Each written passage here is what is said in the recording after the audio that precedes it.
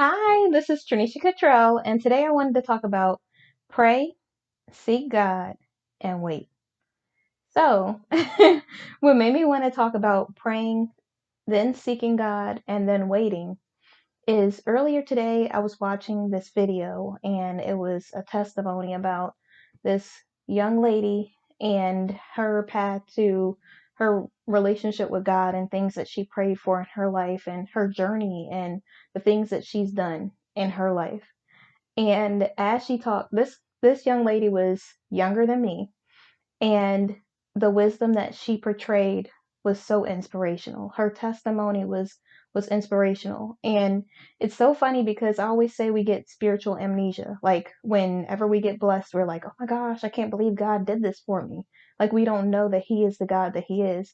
But every time God blesses me, every time, and I'm not saying that I'm not blessed when I wake up in the morning. I'm already blessed before he does anything extravagant, before he does anything unexpected.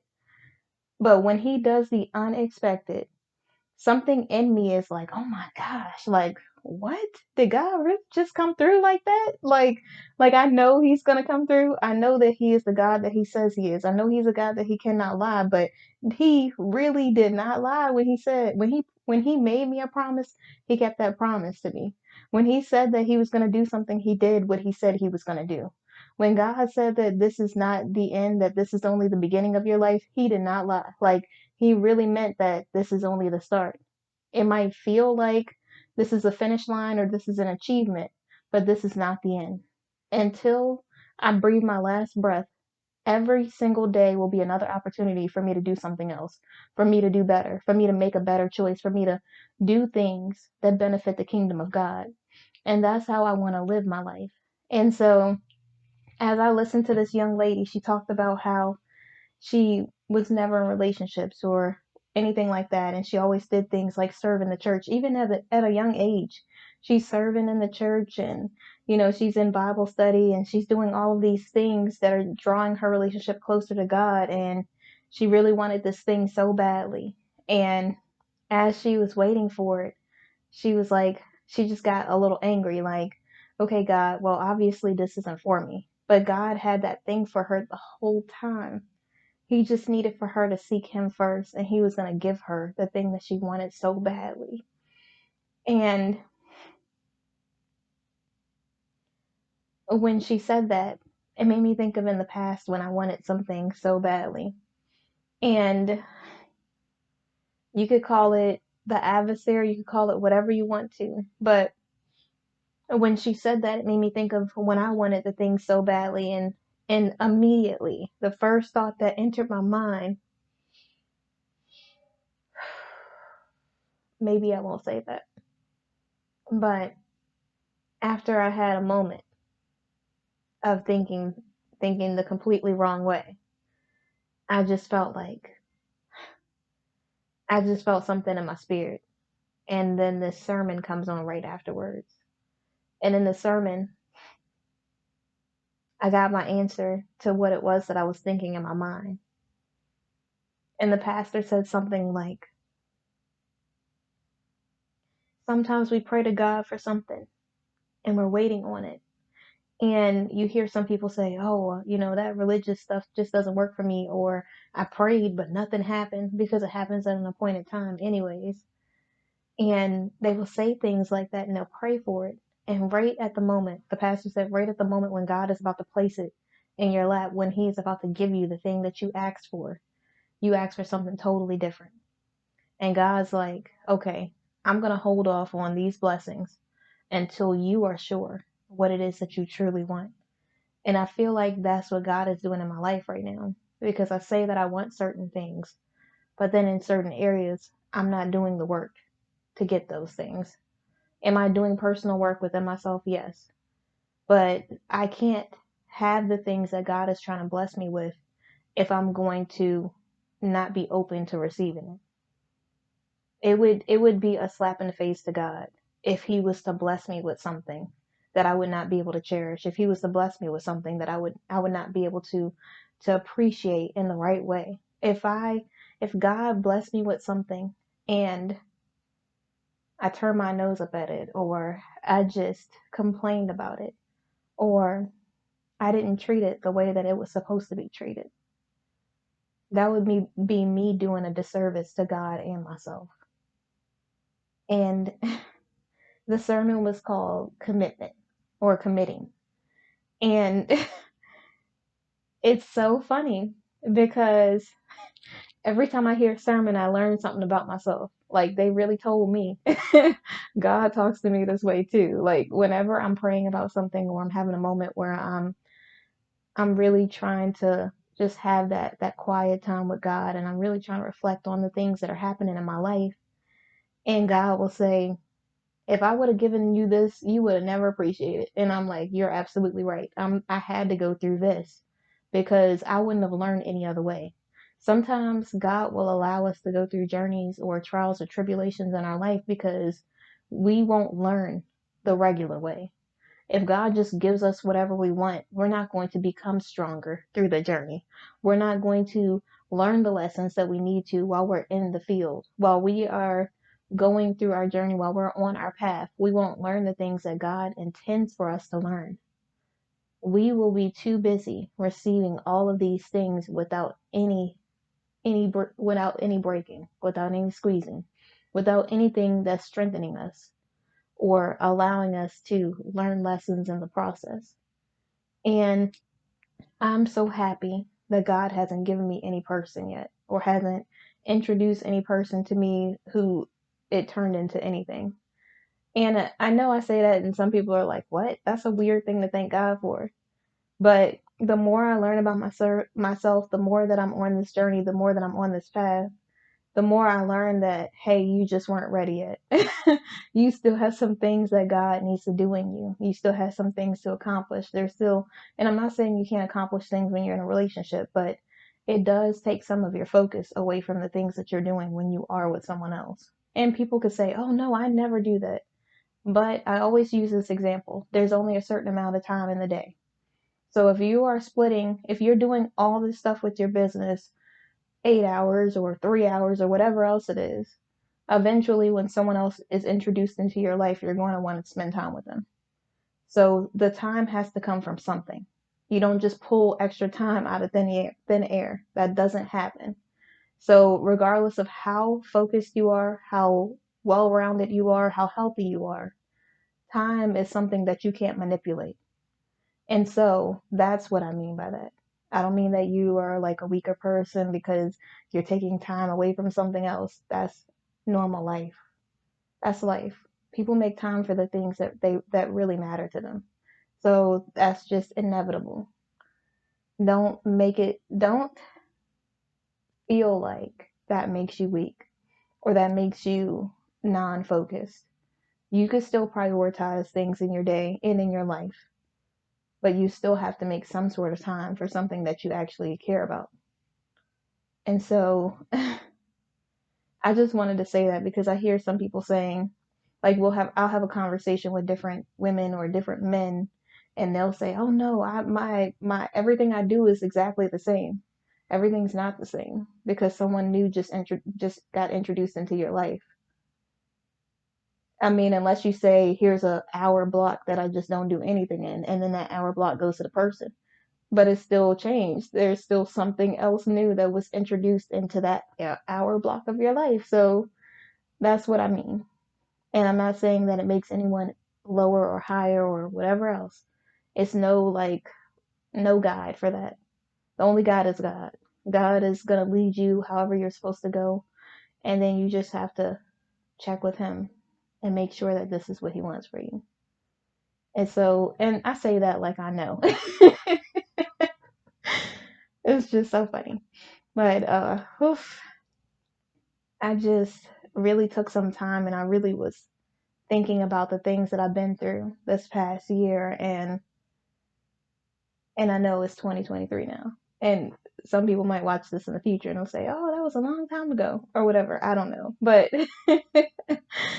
but when I look back at the past year and I think about my healing journey and I think about the things that I went through the past year and the place that I was in my life at this time last year, I definitely have grown. I definitely have learned some things.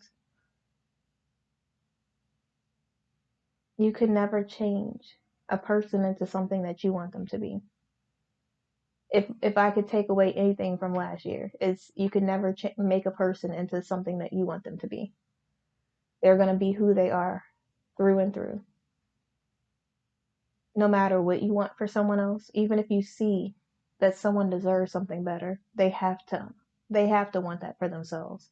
You could think they're the kindest, sweetest, smartest, like hardest worker that is just incredible. And unless they believe that, there's nothing you could do about it. You could meet someone who you feel like deserves to be treated the right way. And unless they honor and respect themselves, they'll never get that. For yourself, you decide how you want to be treated. If you want to be honored, respected, and you want to be treated the right way, you have to treat yourself the right way. Even as I think about that, it just reminds me of the commitment sermon. It's just when the pastor was talking about commitment, I was like, what is this going to be about? Is it going to be about like committing to God? Like, because I always, I don't know if I'm the only person that does this, but when someone has a sermon or someone is getting ready to say something, it always makes me feel like I always just, I immediately like start thinking of what the person's going to say. And then like I just listen. But like I have this moment before every time someone gives a speech or whatever it is that they say, and I'm just like, this is going to be about this. And I'm like, really? But so I'm just thinking, oh, this is going to be about commitment to God, which it was in a way, but it was about many more things than just that. And so I felt it in my soul when the pastor said this. Like, you don't even understand. I was just like, I was sitting there and I was just like, this in my head, I was thinking it was going to be, oh yeah, just commit your life to God, things like that.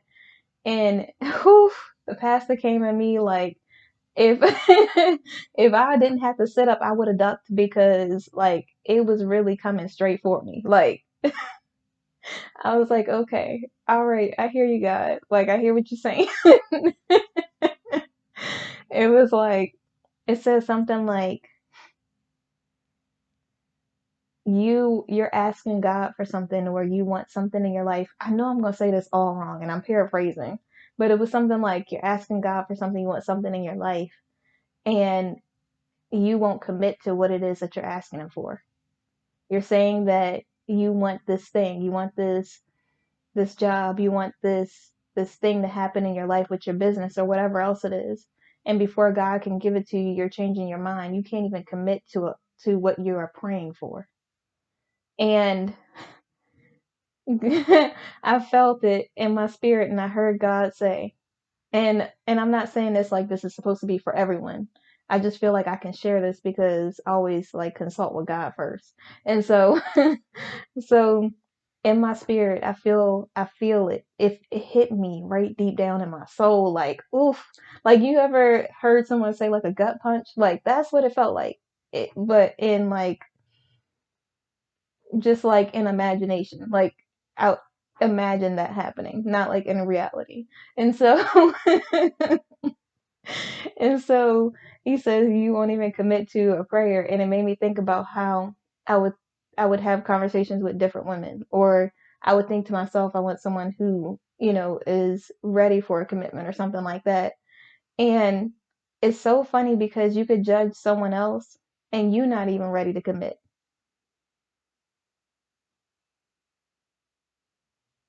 You could judge somebody else saying that, oh, they just won't commit. You can't even commit to an opinion. You can't even commit to God. You can't even commit to what you're asking God for. You can't even commit to what you want to feel or how you want to feel or if you do or don't want to be in a relationship. You can't commit to the fact that you do or don't want to be all in on your business, or you want to just kind of be in there, like just put your foot in, like you don't want to really dive into your business. You can't even commit to your business. You can't even commit to a schedule, but you want to commit to something else. You want someone else to commit to you. Until, I always say this, until you are ready to be the thing that you want someone else to be for you, you will not be able to receive it. I truly believe that in my heart.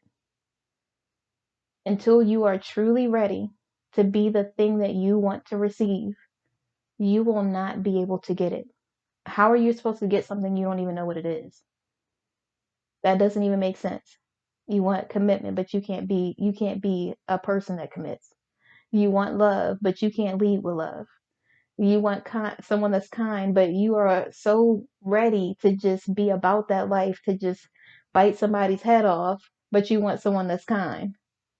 You you want someone who has reciprocity, and every time you someone does something for you, you can't even imagine doing something nice for somebody else. Like, that doesn't make any sense. You want good communication and your communication skills suck. Like, you got to get it together. You can't ask for something that you aren't. You can't expect someone to be something that you're not. You aren't even that thing. Why are you expecting somebody to be something? They can't even receive from you. So you're going to be the type of person that just pulls a bunch of stuff from someone else, huh? Is that what we're doing? You really have to think about what it is that you truly want and make a commitment to it. You want to grow your business, look into growing your business and stick to it. You want to have a good sleep schedule, go to bed early and stick to your sleep schedule. Even if you have to lay there for an hour early. Sorry, I'm gonna have to call back. It's getting late though. Okay, serving. I gotta be serving. Okay, sorry. I just didn't want to like.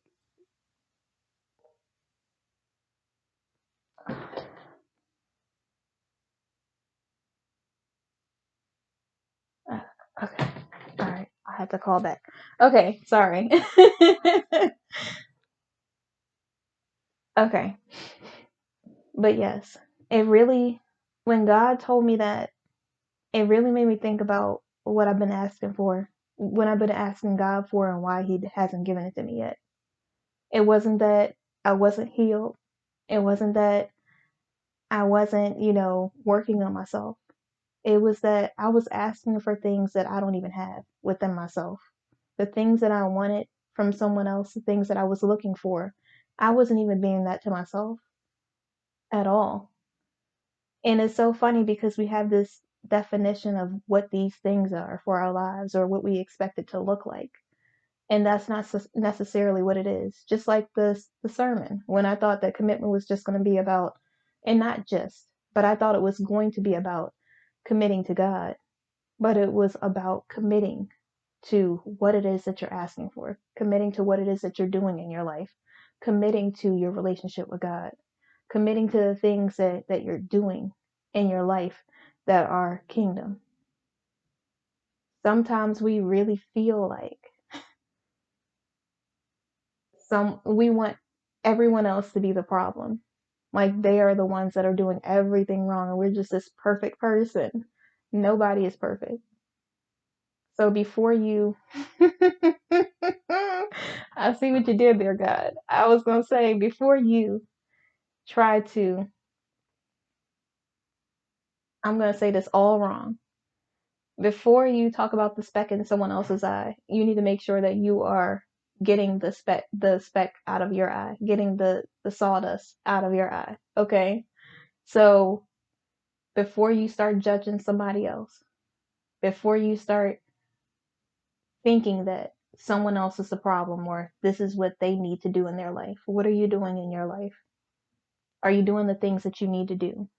If you truly want a healthy kingdom relationship, and that could be friendship or whatever else it is, that could be a friendship or romantic. I'm trying to get in the habit of saying the real thing because I was even afraid to say the words. Like, it's a real struggle. Like, you don't understand.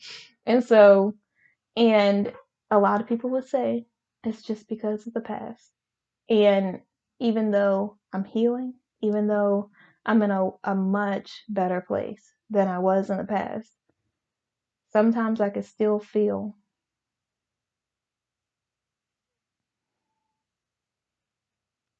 Like, the pain isn't there, but I remember what it felt like, if that makes any sense. So I don't feel like devastated or hurt or like I need to cry every day or anything like that. I know what the pain feels like, but I'm not feeling it.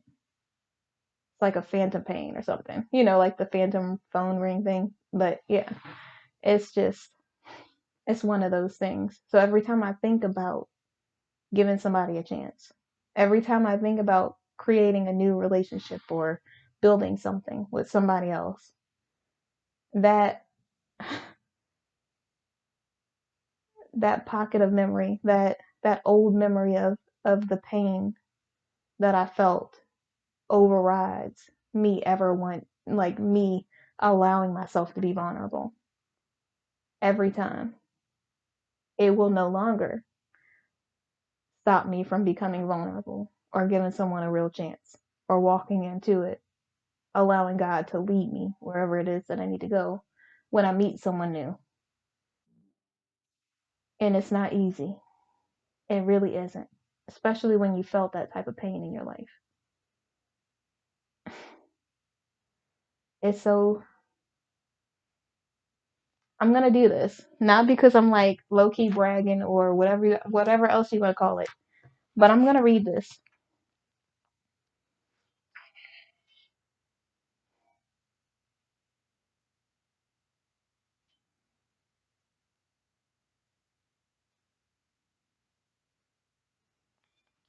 So in my book, I have this part, and when I read this, people were like, and this, when I say my why, I got this because on my journey, there's some things that I picked up.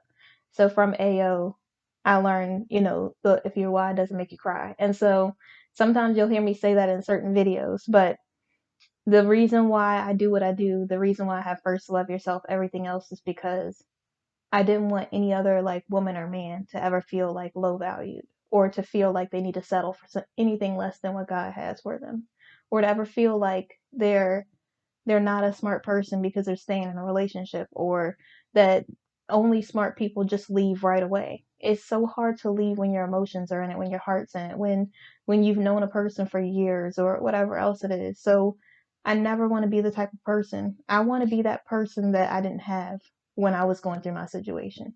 That is completely non-judgmental. That is there for whoever it is and lets them know that it's okay to feel however it is that you feel, to take however long you need to take for yourself before you realize that you deserve better, but to know that you deserve better. My goal is to speak life into those people so that they know that they are appreciated, so that they can build themselves up. So when they're ready, they can move on. It's not for me to like just judge them and say, oh, if that was me, I would be gone. Like, I don't know what I would do in anybody else's situation. I didn't even expect for myself to do what I did in my situation. So how could I ever judge anybody else, you know? And so this is what I wrote. My why. I don't want any other man or woman to go through what I went through. I experienced that feeling of loss when a person is still alive. That feeling of having a piece of your soul being ripped out of your body is unlike any physical pain that I have ever felt in my life.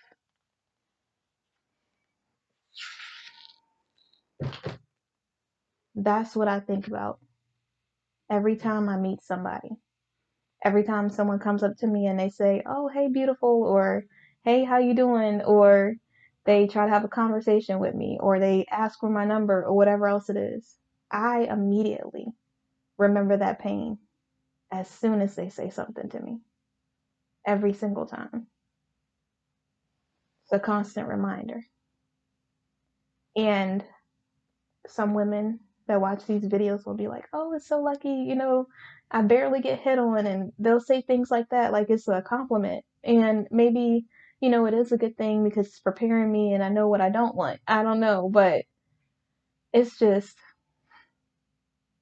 can you imagine feeling that pain every time you leave the house and you get hit on? Because you're alone and you get hit on, you feel that, you remember that pain.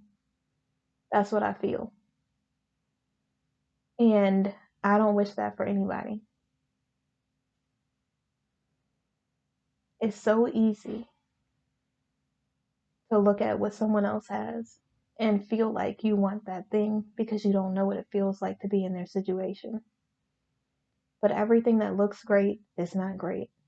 Everything that looks amazing isn't always amazing. You have to appreciate the things that you have in your life because God intended for you to have those things. That's why I'm always saying what God has for you is for you because no one can take that away from you. No one can give it to you or take it away. God is the one who is going to give you those things. He's the one that is presenting those things to you because it's only for you. So you don't have to worry about being worried about someone else coming in and taking something that's yours. You don't have to worry about it when you're in an interview. You don't have to worry about it when you're going for a house, a car, or you're going into a relationship. Because if God says this is the person for you, this is the person for you. If God says this is the house for you, it's the house for you. If He says this is the job for you, it's the job for you. There's nothing or no one that could ever take something away from you that God intended just for you. So I think we really need to take a moment and just appreciate the things that we have. Be grateful and thankful for all the things we have in our life. And know that it's nothing that we could do to stop what God has for us.